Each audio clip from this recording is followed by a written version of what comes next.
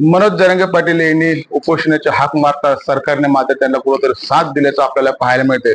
सरकारमधीलच आमदार प्रसाद लाड यांनी मनोज जरांगे पाटील यांची घरी जाऊन भेट घेतली आणि त्या भेटी दरम्यान त्यांची चर्चा झालेली आहे आणि 28 तारखेपर्यंत जे काही मनोज जरांगे पाटील यांचे जे काही मागण्या आहेत त्या मागण्या संदर्भात मुख्यमंत्री चर्चा करणार आहेत. मात्र आता जे होईल ते त्या चर्चा आणि ते आता आपल्याला समोरचे येईल. मात्र याविषयी बोलण्यासाठी माझ्यासोबत ओबीसी नेते नवनाथ वाघमारे आहेत. आपण त्यांच्याशी चर्चा करणार आहोत. काय सांगाल, सरकारचे आमदार मनोज जरांगे पाटील यांना घरी जाऊन भेटतात, त्यांची जी काही मागणी आहे ते मागणी थेट मुख्यमंत्र्यांपर्यंत जाताना 28 तारखेला त्यावरती काहीतरी तोडगा निघणार आहे. काय वाटतं, सरकार मनोज जरांगे पाटील यांच्या मागण्या मान्य करेल का? खरं तर मनोज जरांगे गेल्या म्हणजे एकनाथ शिंदे मुख्यमंत्री असल्यापासूनच सरकारचा जावई आहे आणि जावयाची लाड सातत्याने करावं लागतं. कारण धोंडे जेवण खाऊ घालायचं असेल त्याला आणि धोंडे जेवणाचंच निमंत्रण देण्यासाठी प्रसाद लाड नावाचा हॉटेलवाला, हॉटेलचा झाडू पोचा करणारा आमदार तिथे येऊन त्याच्यापाशी बसला होता आणि तिथं येऊन बसल्यानंतर मीडियाच्या नंतर दोघांनी जाऊन काहीतरी गुप्तगू केली. म्हणजेच कुठतरी जावयाला सोनं खरेदी करण्यासाठी खोके सुद्धा दिले असतील. हे सगळं सातत्याने तुम्हाला पाहायला मिळतं. याच्या पूर्वी सुद्धा एकनाथ शिंदेचे अनेक मंत्री, उदय सामंत असतील, त्या तत्कालीन मंत्री संदीपान भुमरे असतील, प्रताप सरनाईक असतील, हे मंत्री वेळोवेळी येऊन जरांगेला येऊन भेटतात. आता पाठीमागे गेल्या वर्षी उदय सामंत येऊन गेल्याच्या नंतर अगदी तिसऱ्या दिवशीच मुंबईला जाण्याची घोषणा मनोज जरांगेने केली आणि गेल्या वर्षी मुंबईला जाण्याच्या अगोदर उदय सामंत येऊन गेल्याच्या नंतर काही दिवसांनी मुंबईला जाण्याच्या 4-5 दिवसापूर्वी लातूरमध्ये प्रताप सरनाईक जरांगेला भेटले. म्हणजे एकनाथ शिंदेचे मंत्री आणि एकनाथ शिंदे जाणीवपूर्वक जरांगेला रसद देऊन ताकद वाढवण्याचं काम करताय. परंतु आता हे मुख्यमंत्र्यांच्या गोष्टी लक्षात यायला पाहिजे. कारण की आता काय झालंय, मुख्यमंत्री काय आणि उपमुख्यमंत्री काय यांनी सुद्धा आता नाटकं सुरू केले. ओबीसींना फसवण्याचं काम सुरू केलंय. आता आम्हाला कुठेतरी वाटायचं की फक्त एकनाथ शिंदे गट असं करत असेल, परंतु आता भाजपचे जर मंत्री तिथे येत असतील, प्रसाद लाड येत असेल, आमदार प्रसाद लाड येत असेल आणि तो बदलापूरचा तोत्रा आमदार, त्याला तर अक्कल असली पाहिजे ना. अरे त्याची इज्जत काढली त्या जरांगेनी की माझ्या जातीचं का पातीचं म्हणे, पण याला मी निवडून आणलं. अरे जरांगे कोणाला निवडून आणणार? जरांगेच्या दररोज जरांगे ज्याच्या मांडीवर बसतो, जरांगे जे एकदम क्लोज असणारा तो कोण, आंबेडकर, एक राजरत्न आंबेडकर, त्याला 200 का 300 मतं पडले जरांगेच्या सहकार्याला. नोमानी ते राजरत्न आंबेडकर जरांगेच्या जवळ जाऊन बसायचे. मग राजरत्न आंबेडकरला जरांगेच्या एवढा जवळ असून 200-300 मतं का पडलेत? परंतु ह्या तोत्रे आमदाराला अक्कल असली पाहिजे ना. ते उठलं की जलांगे दादा, जलांगे दादा म्हणतो, जाऊन दडांगे दादा, दडांगे दादा. अरे काय चाललंय या गोष्टी? तू ओबीसीच्या जीवावर निवडतो, माळ्याच्या जीवावर निवडून येतो, धनगराच्या जीवावर निवडून येतो, वंजाऱ्याच्या जीवावर निवडून येतो, बंजाऱ्याच्या जीवावर निवडून येतो. याला दाखवावं लागेल. याला येणाऱ्या विधानसभेला याला झटका दाखवू ओबीसीचा. यापूर्वी याचा राजेश टोपे केल्याशिवाय आम्ही स्वस्त बसणार नाही. कारण की आता नारायण कुचेचं अति व्हायला लागलंय. नारायण कुचे वेळोवेळी त्या रसद देण्याचं काम करतो जरांगेला. नारायण कुचे वेळोवेळी त्याला कुठेतरी पुशअप करण्याचं काम करतो. हे नारायण कुचेला आता सोपं पडणार नाही. ओबीसीत आलं की ओबीसीला गोड बोलायचं, मराठ्यात गेलं की मराठ्यात गोड बोलायचं. अरे गरीब मराठ्याला बोल ना तू, परंतु या जातीवादी जरांगेपेशी वाटांगण घेण्याची काय गरज आहे? तो जाती तेढ निर्माण करण्यासाठी जरांगेला जाऊन भेटतोय का? आता येणाऱ्या काळात माळी, धनगर, वंजारी, बंजारा, सुतार, सोनार, लोहार, मायक्रो, ओबीसी 18 पगड जातीतील 12 बरुतेदार 18 आलू तर नक्कीच या नाऱ्याला दाखवून देणार काय येतं. कारण की नाऱ्याचा आता अति झालंय. राजेश टोपे, बच्चू कडू आणि गेवराईचे आमदार लक्ष्मण पवारला यांनी विचारावं ओबीसीचा झटका कस काय येतं. तो ओबीसीचा झटका याला दाखवल्याशिवाय आम्ही स्वस्त बसणार नाही. नारायण कुचेला आणि तो मुंबईनं आलेलं ते प्रसाद लाड हॉटेलचा भाडू पोचा करणार हॉटेल मालक, हे ह्या लोकांना दाखवावं लागेल. अरे हे यांची अवकात काय त्या प्रसाद लाडची? स्वतः विधानसभेवर निवडून आले का? मागच्या दाराने निवडून येणारा, मागच्या दाराने सभागृहात जाणारा, इथं जातीवाद करायला आला. अरे त्या जरांगीने याची अवकात काढली, याला नाही त्या शिव्या दिल्या आणि तिथं पाय चाटायला आला त्या भिकारचोट जरांगीचे. येणाऱ्या काळात प्रसाद लाडला जशात तसं उत्तर दिलं जाईल.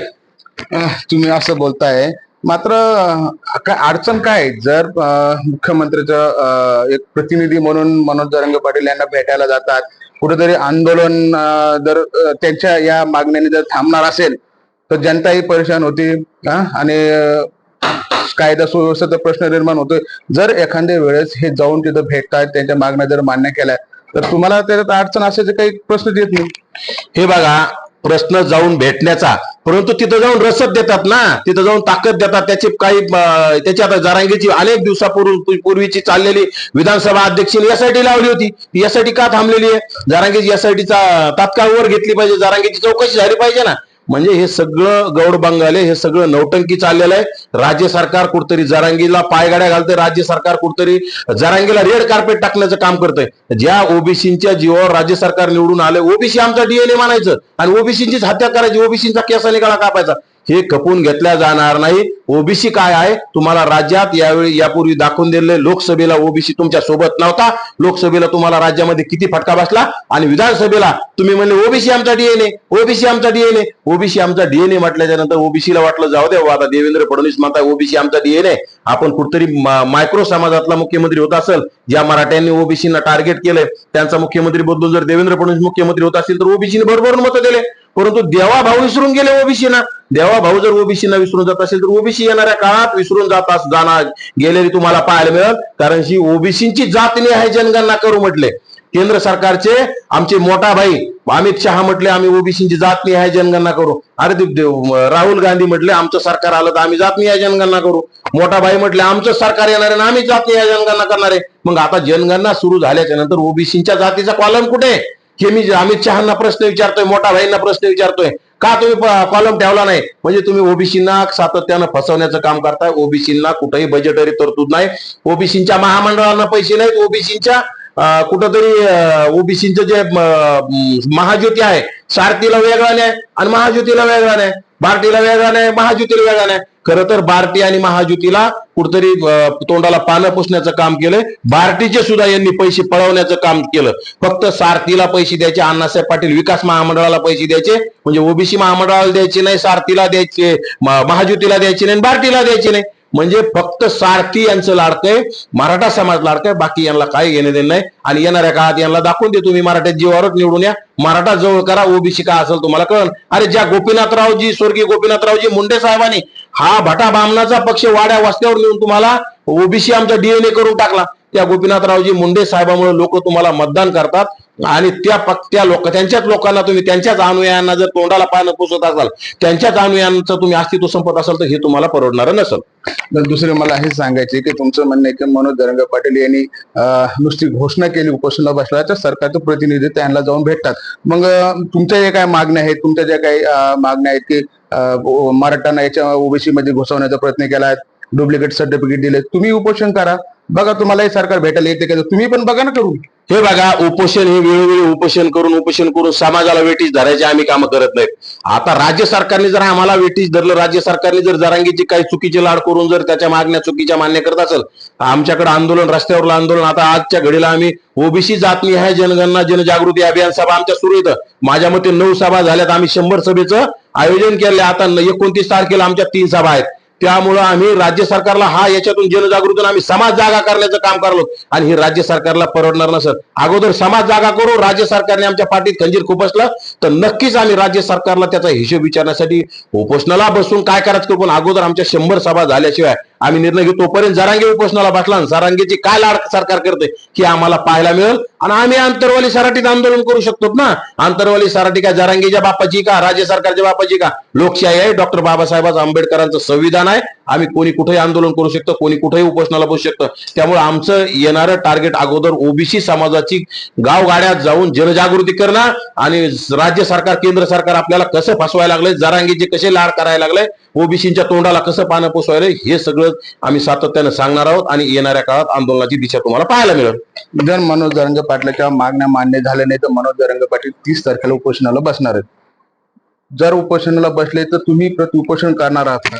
हे बघा, आम्ही त्यांनी केलं म्हणून आम्हाला करायचे धंदे नाही. त्यांनी उपोषण करायला त्याला शुभेच्छा, त्यांनी उपोषण करावं. परंतु राज्य सरकारने आमच्या विरोधात काही षडयंत्र केलं की आम्ही उपोषणाला बसू किंवा कुठलं आंदोलन, उग्र आंदोलन मुंबई गाठू.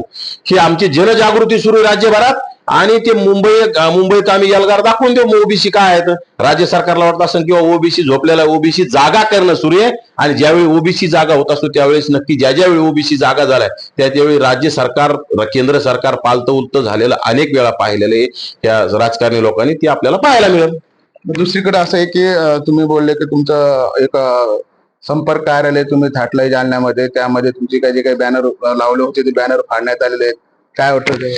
हे बघा, माझ्या गोरगरिबी गरीब 12 बलुतेदार 18 बलुतेदार भटक्या विमुक्त लोकांसाठी आम्ही ते जनसंपर्क कार्यालय केलंय. मी सोमवारी मंगळवारी तिथं बसत असतो. त्या संपर्क कार्यालयावर सामान्य लोकांचे प्रश्न सोडवण्यासाठी तिथं बाहेर आता समोर संपर्क कार्यालय लोकांना माहिती असावं म्हणून बॅनर लावलेलं होतं.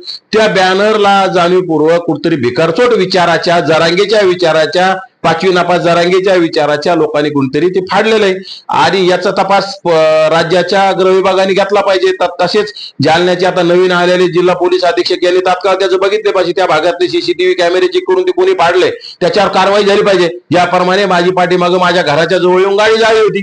गाडी जाळल्याच्या नंतर भिकारचोट जरांगे काय म्हटलं होतं की आम्ही असे धंदे करीत नाहीत, आम्ही 96 कोळी मराठीत, आम्ही असे काम करत नाहीत. अरे त्या भिकारचोटाचा अतिशय जवळचा माणूस निघला, जे 5-25 लोक जरांगीच्या जवळचे, त्याच्यातला ते 25 लोकातला अतिशय जवळचा निघला, भिकारचोट अवलादीचा निघला, निजामी पैदाशीचा निघला. आणि आता कुठेतरी निजामी पैदाशीच्याच लोकांनी ते बॅनर फाडण्याचं काम केलं असेल. निजामी पैदाश म्हणल्यावर त्याला राग येते, परंतु निजामी पैदाश सारखे भिकारचोट काम करताय. अरे शाही जागा ना, आम्ही कधी आजपर्यंत जरांगीच्या गाडीवर आमच्या ओबीसीने एखादा खडा फेकलाय का? आजपर्यंत आमच्या लोकांनी जरांगीच्या घराजवळ जाऊन काय केलंय का? जरांगीच्या संपर्क कार्यालयासमोर काय केलंय का? अरे प्रत्येकाला अधिकार आहे ना, ज्याचं त्याचं आंदोलन, ज्याची त्याच्या हक्क अधिकारासाठी लढण्याचा प्रत्येकाला अधिकार आहे. आणि आपला संपर्क ज्याच्या त्याच्या पद्धतीने लोकशाही मार्गाने लढलं पाहिजे. परंतु ही दबावशाही, झुंडशाही, गुंडशाही आणि सरकार याला पाठीशी घालतंय. शिंदे गटाचे मंत्री याला पाठीशी घालतात, एकनाथ शिंदे पाठीशी घालतात. आणि आता राहिलं साहिलं देवेंद्र फडणवीसांचे आमदार तिथे येऊन लोटांगण भिकारचोट, तो काय प्रसाद लाड, तो येऊन तिथं लोटांगण घालतोय. तोत्रा आमदार नारायण कुच्या तिथे येऊन लोटांगण घालायला लागलाय. हे कुठतरी ओबीसीच्या तोंडाला पासणं आणि येणाऱ्या काळात ह्या लोकांना ध्यानात ठेवलं जाईल. ज्यांनी ज्यांनी यापूर्वी जरांगीला साथ दिली, ज्यांनी ज्यांनी जरांगीच्या नादी लागले, या लोकांना आम्ही घराचा रस्ता दाखवलाय. आता आमच्या हिट लिस्टवर उदय सामंत असेल, प्रसाद लाड असेल आणि नारायण कुचे, त्या लोकांनी त्याचं तिथं जाऊन काही लोटांगण घेण्याचं काम केलंय. खरं तर नारायण कुचेने तिथं हॉटेल टाकली पाहिजे, कारण की तिथं पत्रकारांना आणि याला पाणी द्यायचं काम करू लागलं नारायण कुचेने तिथं चहा आमदारकीचा राजीनामा द्यावा आणि चहाची हॉटेल टाकावी. तिथं तोत्र बोलून तिथं दादा पाणी आणून देऊ का तुम्हाला म्हणायला लागला. त्यांनी तिथं चहाची हॉटेल टाकावं, त्याला शुभेच्छा दिल्या जातील.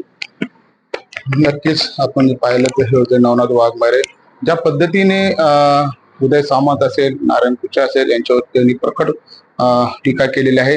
मात्र 28 तारखेला मनोज जरांगे पाटील यांच्या जे काही मागण्या आहेत त्या मागण्या मान्य होणार आहेत का हे देखील पाहणं महत्वाचं ठरणार आहे. कारण की मुख्यमंत्र्यांचा दुवा म्हणून प्रसाद लाड यांनी मनोज जरांगे पाटील यांची भेट घेतली. त्यांच्या ज्या मागण्या होत्या 7-8 मागण्या ते घेऊन थेट ते मुख्यमंत्र्यांशी चर्चा करणार आहेत. आणि मनोज जरांगे पाटलाच्या मागण्या मान्य झाल्या नाही तर मनोज जरांगे पाटील 30 तारखेला पुन्हा उपोषणावर बसणार आहेत. यावरती नवनाथ वाघमारे यांनी जर तो उपोषणाला मनोज जरांगे पाटील उपोषणाला बसले तर आम्ही प्रति उपोषण करू शकतो, किंवा आमचे जे काही सध्या 100 सभा होणार आहेत ओबीसींना जनजागृत करण्याचं काम मोहीम त्यांनी हाती घेतलेली आहे. पण येणाऱ्या काळामध्ये आता हेच जे काही आंदोलन प्रति आंदोलन ही कोणती दिशा घेते हे देखील पाहणं तेवढंच महत्वाचं ठरणार आहे. संजय आहेर, LS मराठी, छत्रपती संभाजीनगर.